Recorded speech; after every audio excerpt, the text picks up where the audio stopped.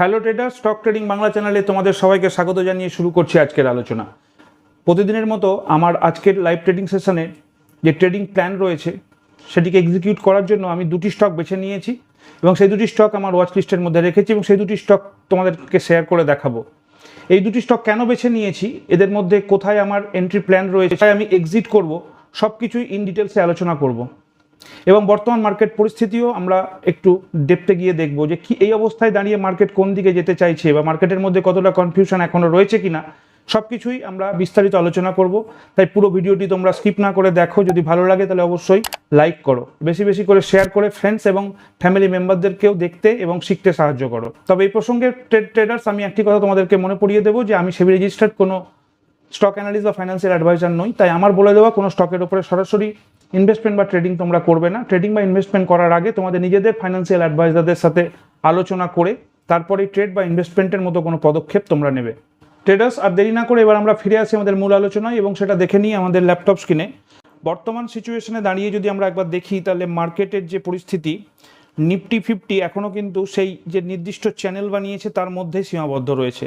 তবে একটি ভালো লক্ষণ যেটা আমরা আজকের দেখতে পাচ্ছি যে গত দিনের ট্রেডিং সেশনে অনেকটা নিচে থেকে শুরু করার পরেও প্রায় 1% কারেকশন কিন্তু মার্কেটের মধ্যে দেখা গেছে এবং এরকম পরিস্থিতিতে দাঁড়িয়ে যখন আমরা কোনো ট্রেড প্ল্যান করার কথা ভাবি তখন কিন্তু আমাদের মধ্যে কনফিডেন্সটা আস্তে আস্তে ডেভেলপ করে। কনফিডেন্স এই কারণে ডেভেলপ করে যে যেভাবে মার্কেট কিছুদিন ধরে নেগেটিভ যাচ্ছিল এখন কিন্তু সেই ট্রেন্ডের ব্যতিক্রম হয়ে ঠিক তার উল্টোটি দেখা যাচ্ছে, অর্থাৎ মার্কেট পজিটিভ হওয়ার প্রবণতা দেখাচ্ছে। এরকম পরিস্থিতিতে দাঁড়িয়ে আমরা কিন্তু একটা জিনিস বলতে পারি যে এখানে মার্কেটের তিনটি পরিস্থিতি আমরা লক্ষ্য করছি। একটি হচ্ছে এখান থেকে মার্কেট আস্তে আস্তে গিয়ে এই লেভেলে এসে কিছুদিন সাস্টেন করার পরে পুনরায় ব্রেকআউট দিতে পারে, অথবা মার্কেট এখান থেকেই কালকে পুনরায় নিচের দিকে চলে আসতে পারে।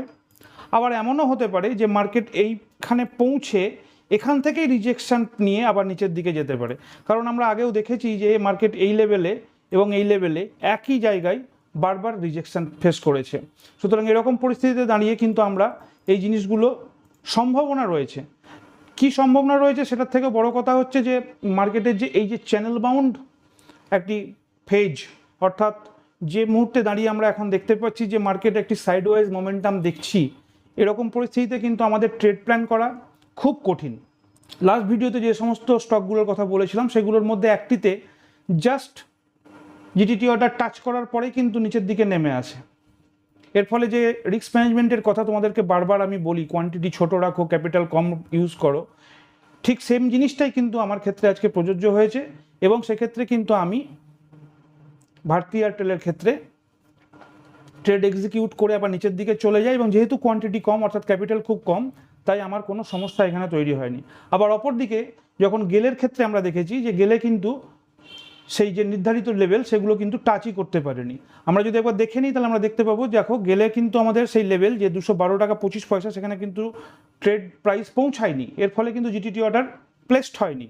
আবার একইভাবে যদি ভারতী এয়ারটেলের ক্ষেত্রে দেখি যে 1360 টাকার যে লেভেল সেখানে কিন্তু জিটিটি অর্ডার এক্সিকিউট করে এবং মার্কেট নিচের দিকে সাস্টেন্ড হয় এবং কোয়ান্টিটি যেহেতু কম, আমি যেটি বারবার সবসময় আমার যে ট্রেডিং প্ল্যান সেই অনুযায়ী আমি কিন্তু এখানে এখনও পর্যন্ত আশাবাদী যে আগামী দিনে এখান থেকে হয়তো এক্সিকিউট করে আমার যে প্রফিট লেভেল সেখানে পৌঁছে যাবো এবং যেহেতু কোয়ান্টিটি কম আছে, ক্যাপিটাল কম ইউজ করেছি, এর ফলে কিন্তু আমার কোনো সমস্যা এখানে নেই এবং বাকি ক্যাপিটাল কিন্তু আমার সুরক্ষিত রয়েছে। যে ক্যাপিটালটি আমি আজকের ট্রেডিং সেশনে ব্যবহার করে যে নির্ধারিত প্রফিট মার্জিন অর্থাৎ ক্যাপিটালকে বাড়ানোর যে প্রবণতা সেটা কিন্তু আমি এক্সিকিউট করতে পারবো। এবং এই দুটি স্টক যেগুলো আমি বেছে নিয়েছি আজকের লাইভ ট্রেডিং সেশনে ট্রেডিং প্র্যাকটিস করার জন্য বা প্ল্যান তোমাদের সাথে শেয়ার করব, সেই দুটি স্টকের মধ্যে প্রথমটি হচ্ছে life insurance corporation of India. এটি কিন্তু বর্তমান পজিশনে দাঁড়িয়ে একদম হাই অ্যান্ড হাই পজিশনে দাঁড়িয়ে রয়েছে, অর্থাৎ last 20 days high and high কিন্তু বানিয়েছে গতকালকে, যেটি হচ্ছে 1033.80। বর্তমানে স্টক দাঁড়িয়ে রয়েছে 1023 টাকা 70 পয়সায়। যখনই কালকে এক্সিকিউট করা শুরু করবে অর্থাৎ মার্কেট শুরু হওয়ার সাথে সাথে যখনই মোমেন্টাম নেবে আমার কিন্তু জিটিটি অর্ডার এখানে প্লেস করে দিয়েছি এবং সেমভাবে কোয়ান্টিটি ছোট, ক্যাপিটাল কম, ফলে যদি এক্সিকিউট করে তাহলে ভালো, যদি না করে তাহলে সেক্ষেত্রে কিন্তু মার্কেট নিচের দিকে সাস্টেন করলেও আমার কোনো প্রবলেম নেই, কারণ আইদার জিটিটি অর্ডার হিট করার পর যদি নেমেও যায়, দুটো সিচুয়েশন, এক হচ্ছে জিটিটি অর্ডার প্লেস করলো, জিটিটি অর্ডার এক্সিকিউট করার পরে আমি আমার নির্ধারিত লেভেল থেকে ওপরে আস্তে আস্তে যেতে শুরু করলাম এবং অ্যাকর্ডিংলি আমি এক্সট্রা ক্যাপিটাল সেখানে অ্যাকুমুলেট করলাম, কোয়ান্টিটি বাড়ালাম। অথবা দ্বিতীয় যেটা সিচুয়েশন সেটি হচ্ছে জিটিটি অর্ডার যে লেভেল, সেই লেভেলে না পৌঁছে প্রাইস নিচের দিকে সাস্টেন করলো। আর 3 নম্বর সিচুয়েশন হচ্ছে যে সেই নির্ধারিত প্রাইস লেভেল পৌঁছানোর পরে ট্রেড এক্সিকিউট করলো, কিন্তু আস্তে আস্তে ট্রেড প্রাইস নিচের দিকে চলে আসলো। এর ফলে যেটি হবে যে যেহেতু কোয়ান্টিটি কম, অর্থাৎ ক্যাপিটাল খুব কম আমি অ্যাকুমুলেট করেছি, সেক্ষেত্রে কিন্তু আমার কোনো সমস্যা তৈরি হবে না, ক্যাপিটাল আমার সুরক্ষিত থাকবে। এবং এই ক্যাপিটাল সুরক্ষার ব্যাপারটা যেহেতু আজকের ট্রেডিং সেশনে আমরা তোমাদেরকে সাথে শেয়ার করছি, এটা কিন্তু বিগত দিনগুলোতে ঘটেছে, এমন নয় যে এটি আমি প্রথমবার করছি। বিগত দিনগুলোতে এরকম ধরনের ঘটনা ঘটেছে এবং যে লাস্ট ট্রেডিং সেশনে এই সেম জিনিস, যেটি আমি গেলের ক্ষেত্রে ক্যাপিটাল আমার অ্যাকুমুলেট হয়নি, আবার ভারতী এয়ারটেলের ক্ষেত্রে খুব কম পরিমাণ ক্যাপিটাল আমার এনগেজ হয়েছে, ফলে বাকি সম্পূর্ণ ক্যাপিটাল কিন্তু আমার একদম ইনট্যাক্ট আছে, যেটা আমি আজকে ইউজ করতে পারবো। আজকেও যদি আমার ইউজ সেক্ষেত্রে এক্সিকিউট না করে, ট্রেড যদি এক্সিকিউটই না করে, জিটিটি অর্ডার যদি অ্যাক্টিভই না হয়, তাহলে অ্যাজ ইট ইজ আমার ক্যাপিটাল থেকে যাচ্ছে।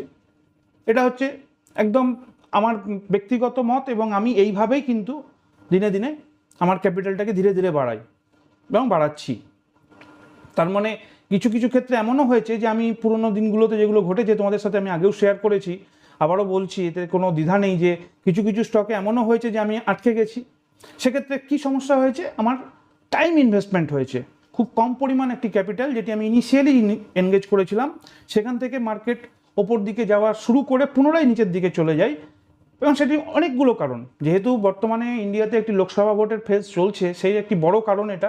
এছাড়াও কখনো কখনো ইন্টারনাল প্রবলেম হয়ে যায়, কখনো কখনো কোনো নিউজ বেসড প্রবলেম ঘটে। যেমন বর্তমানে একটি বড় নিউজ আমাদের মধ্যে যেটা আমরা দেখতে পাচ্ছি, সেটা হচ্ছে যে ইরানের প্রেসিডেন্ট যে হেলিকপ্টারে ছিলেন, উনি ক্র্যাশ করে যাওয়ার জন্য ওনার যে মৃত্যুর ঘটনা, সেটি খুবই দুঃখজনক ব্যাপার। এর ফলে কিন্তু ওয়ার্ল্ড মার্কেটে একটা ইম্প্যাক্ট পড়ার সম্ভাবনা রয়েছে, যদিও এখনো পর্যন্ত সেরকম ইম্প্যাক্ট পড়েনি, কারণ ওয়ার্ল্ড মার্কেট এই মুহূর্তে যখন আমি ভিডিও তোমাদের সাথে শেয়ার করছি, অর্থাৎ রেকর্ড করছি, তখনও কিন্তু ডাউ জোন্স একদম ফ্ল্যাট, ক্রুড অয়েল মার্কেট একদম ফ্ল্যাট। সুতরাং কিন্তু ইন্ডিয়া ভিক্স যথেষ্ট উপরে, এর ফলে ভোলাটিলিটি কিন্তু মার্কেটের মধ্যে আমরা দেখতে পাচ্ছি, এটা ইন্ডিয়ান মার্কেটে দেখতে পাচ্ছি। কিন্তু ওয়ার্ল্ড মার্কেটের পরিপ্রেক্ষিতে দাঁড়িয়ে আমাদের এটা মাথায় রাখতে হবে যে এই ধরনের বড় নিউজের ক্ষেত্রে ফলে কিন্তু যেমন ইন্ডেক্সের ফল হয়, সেরকম কিন্তু অনেক অনেক স্টক যেগুলো ইন্ডেক্সের মধ্যেই লিস্টেড, সেগুলো কিন্তু ফল করে। এবং এরকম ওই সিচুয়েশানগুলোতে কিন্তু তখন আমরা আটকে যাই এবং আমাদের ক্যাপিটাল যদি আমরা ইনিশিয়ালি কম ইউজ করে থাকি এবং বুদ্ধিমানের মতো যদি রিস্ক রিওয়ার্ড রেশিও মেনটেন করি এবং সঠিক যদি স্টপ লসও মেনটেন করে থাকি, তাহলে কিন্তু আমরা খুব ছোট স্টপ লস লস করে আমরা বেরিয়ে যেতেও পারবো। কিন্তু আমি সাধারণত ক্যাশে কাজ করি বলে, ক্যাশে হোল্ডিং করি বলে বা ক্যাশে ট্রেড করি বলে কখনো স্টপ লস সেরকমভাবে মেনটেন করি না। আমার এক্ষেত্রে কী হয়, বড় জোর 30 to 45 ডেজ অথবা 50 to 65 ডেজ, মেবি 90 ডেজ অর্থাৎ 3 মাস পর্যন্ত আমাকে হোল্ডিংয়ে থাকতে হয়। এরকম ঘটেছে, এরকম অনেক স্টক রয়েছে। যারা আমাকে পার্সোনালি চেনে তারা সবাই মোটামুটি দেখেছে যে আমি কিছুদিন আগে আরভিএনএল হোল্ড করছিলাম এবং দীর্ঘ সময় ধরে হোল্ড করেছি।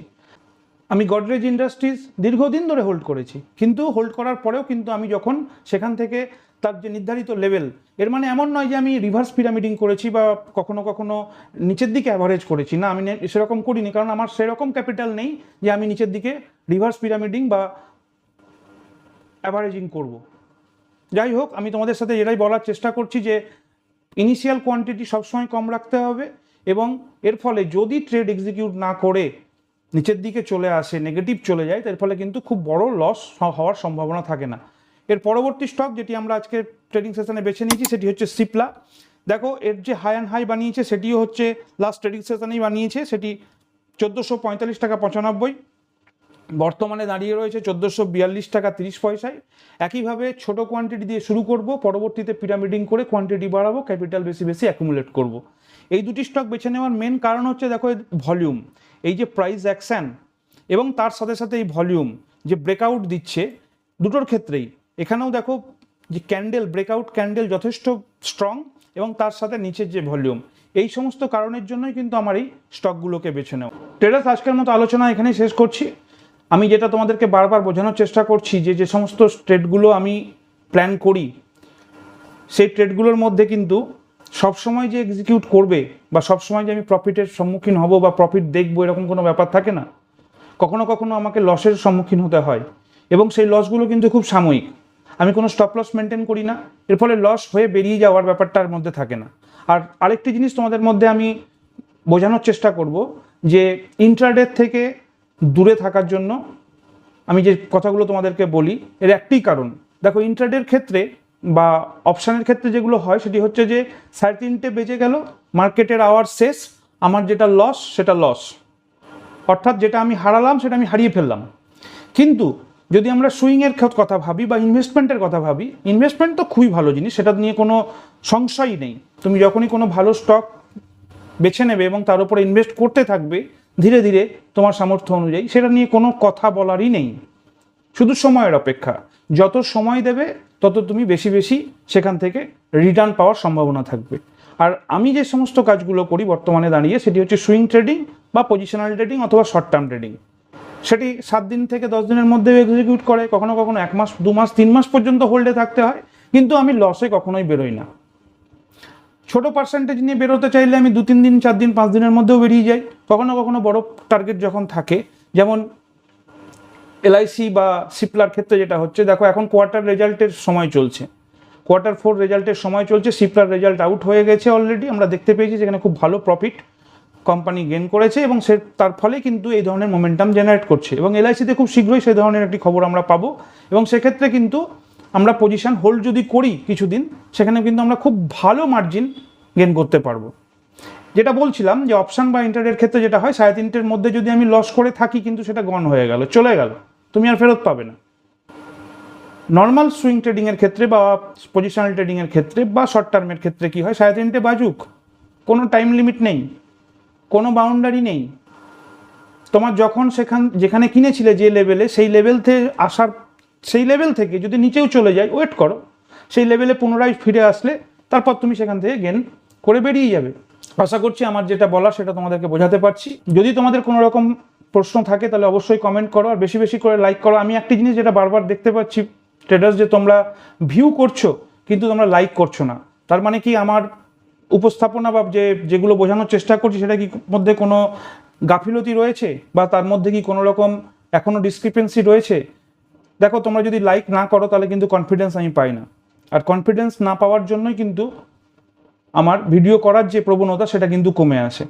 যাই হোক, বেশ ট্রেডার্স, আজকের মতো এখানেই শেষ করছি। তোমাদের যদি এরপরেও ভালো লেগে থাকে তাহলে অবশ্যই লাইক করো, শেয়ার করো, ফ্রেন্ডস এবং ফ্যামিলি মেম্বারদেরকে দেখার এবং শেখার সুযোগ করে দাও।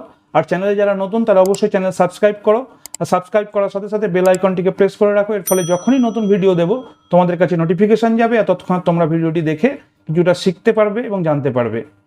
আজকের মতো এখানেই শেষ করলাম। ভালো থেকো, সুস্থ থেকো, দেখা হবে পরের ভিডিওতে। জয় হিন্দ, জয় ভারত।